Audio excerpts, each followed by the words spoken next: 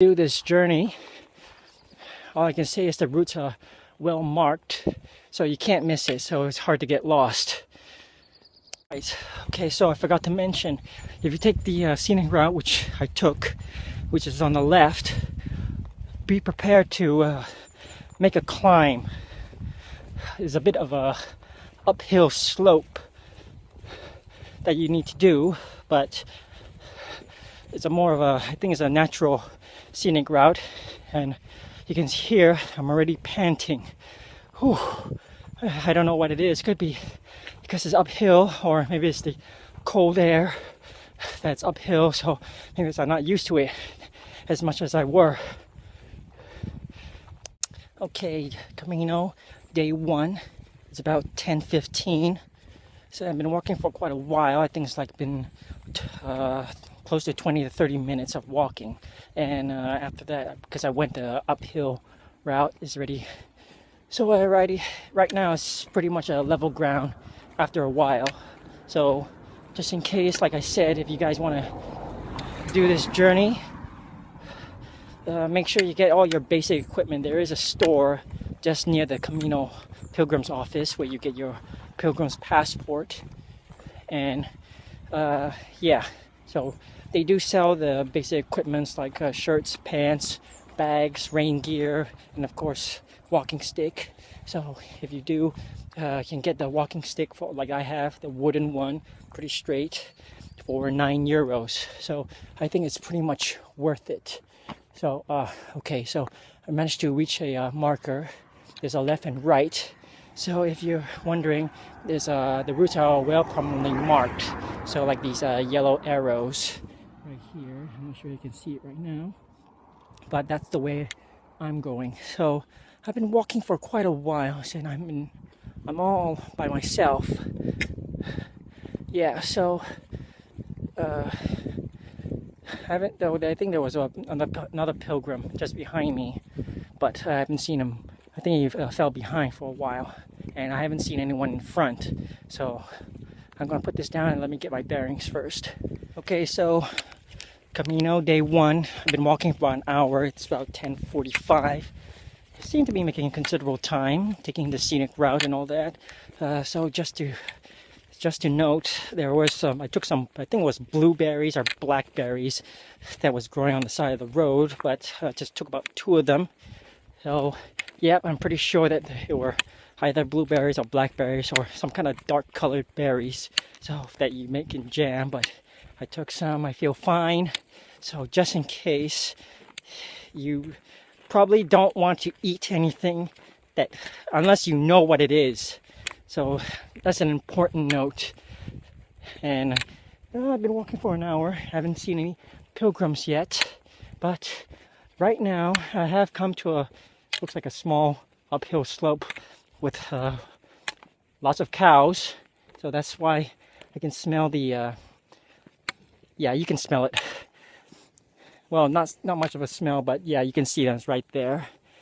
So you can see all the cows all herding and grazing. I think that's a male cow. That's another male cow. Yeah, and I'm pretty sure all these are all male cows because they're all got horns. So, yeah. So, oh yeah, you can see the beautiful view. Let me turn this around. Yeah, it's a really nice view of the countryside in south of France, Saint-Jean-Pied-de-Port. Well, I just left there, so I'm going to my first stop. So, yep. Okay, yeah, let's not see that. Yeah, that cow was gonna go with another male cow, so yep. That should have been censored for everyone's eyes. Yeah. Okay, so I'm walking a little bit slower now. And why is that? Well, because it's a bit of an uphill climb, and it's gonna continue for quite a while. So I think yeah, I'm still gonna walk a bit slower than that. And I can see some pilgrims in the distance. That's uphill over there. So I'll get back to you when I get to level ground. Whew. Camino day 1, so it's midday, so it's almost 1 o'clock. Managed to reach this albergue called Orison.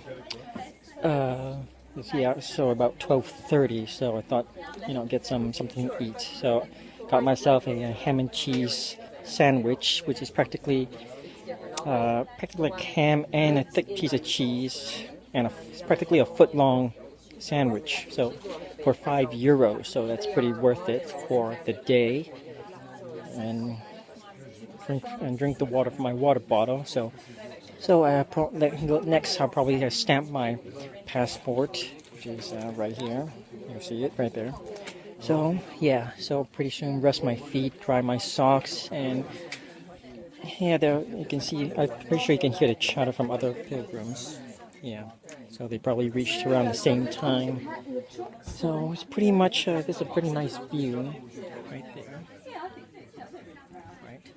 So right now it's pretty hot, especially it's September. So okay, so probably I'll finish the rest of my sandwich, and rest a bit, and continue the rest of the way. Okay, so it's just past 2:30, and I already covered some significant ground.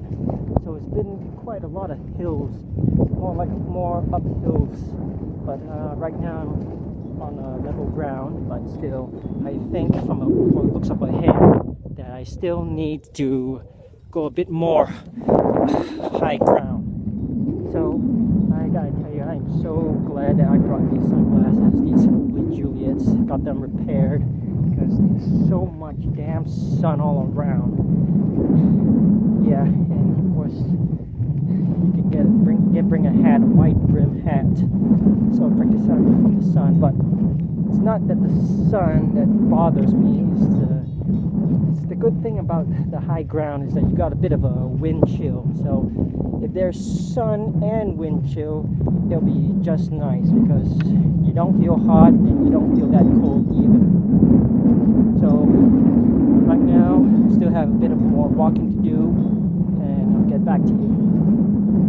Okay, so still going a lot of uphill slopes, and I forgot to mention that if you're going to do this, that they recommend that you carry equipment that's about 10% your body weight. So I weighed myself before I came. I was about a 61 kg. It's a bit of a surprise there, because I thought it was more. But when I weighed the pack, I was carrying nearly 11 kg of equipment, and that is not including a full water bottle, 1 liter water bottle. So still carrying too much equipment. We're doing this, so I may have to get rid of some stuff. So the option is either I mail it back home, or I get rid of it. So lucky thing that I'm wearing some clothes that I can afford to get rid of, because they're the old clothes.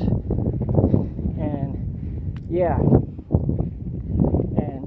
and my rain gear is probably the more heavier the clothing. So if I have to dump my rain gear the next time I stop at the albergue.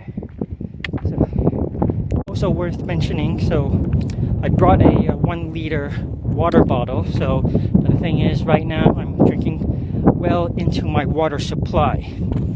So either I don't fill up soon, or later I have to buy another water bottle. And of course, another water bottle means more weight. So I had to decide what is the viable option. Get rid of some of my gear, which I really don't need, and maybe I had to buy another water bottle depending how far I walk, because right now I think I already drank more than half and haven't come to any albergue or hostel or town yet, or there's no fountain or water faucet yet. So get back to you. Okay, so I stopped just to catch my breath for a while, get some water. But like I said, I'm already taking in quite a lot of my water supply, so it's a little bit left. And from what I can tell, right there in the background, I have some considerable ground to cover. So, not sure when's the next stop. Somehow these markers don't show you how far it's left. So, I better conserve my water supply for the time being. And when I get to the next stop, I'll probably need to get rid of some stuff. As I said, I'm carrying too much weight, so I have to get rid of probably the rain cover. So if worst comes to worst, I'll probably either brave the rain or buy a very lightweight rain jacket. Yeah. So I managed to pass one particular marker. But the thing is, after that marker, I have to climb quite of an uphill hill. But I just realized on the map, but there's a water point somewhere near after that. So, hoping I can get there in good time and refill my water bottle. Of course, where I am now, I'm in the middle of the hill, and yeah, somehow you can see there's a lot of sheep or some kind of a farm animal. Yeah, so when there's a lot of sheep, yeah, you know what comes after that. There's a lot of poop everywhere. So you probably, if you do come here, you probably want to avoid those particular dark brown colored, it looks like rocks, but those are not rocks. So that's a tip for you. So, but along the way, just avoid those big black, dark brown, but it looks like rocks, but they're not rocks. Okay, so I managed to reach the water fountain, and oh my god, I tell you, it's like from the middle of nowhere. There's this fountain, and the water comes out, it's like ice water. So yeah, drink as much as you can, because I think the next albergue is about over 2 hours away. I think it's like 2 hours 15 minutes away. So right now it's just past 4 o'clock. So I better make considerable time. So I should be able to make it by 6 o'clock, 6:30. Yeah, so I still have a lot more ground to cover. I guess a bit more gradient slopes. So better get moving. Oh, and from this sign here, it turns out I walked about 17 kilometers from St. Jean-Pied-de-Port, and it says 4 hours 30 minutes away, but I'm pretty sure I walked like 6 hours to this point, and to the next point, or well, I can't pronounce it properly, but seems to be 8 kilometers away, and it's about 2 hours 15 minutes. So yeah, so I better make considerable time. I should be getting there 6:30. So I better get. Okay, so it's about coming to 9:30. We just had a pilgrim's mass at 8 o'clock, so it was a really good mass, really nice mass. Only thing is, it was said in, I think it was in Spanish, so couldn't really understand anything, but what can you do? But it was in a really nice old church. This is my first night on the Camino, so yeah, it's a name or something, but I can't remember what it is. But yeah, it's 9:30. I think the albergue closes at 10. So a lot of the pilgrims are starting to get ready to bed. So distance covered today is 26 kilometers. So it was a good time. So in the end, I did meet a nice Canadian couple, 2 Italians, 2 Germans, and an American for dinner. So it was pretty good. So I'm about to get ready to bed. So I managed to. So I make sure I have to dump some stuff. I already dumped my first day clothes. So yeah. we'll see you tomorrow, and we'll see what I have in store for you tomorrow. Good night.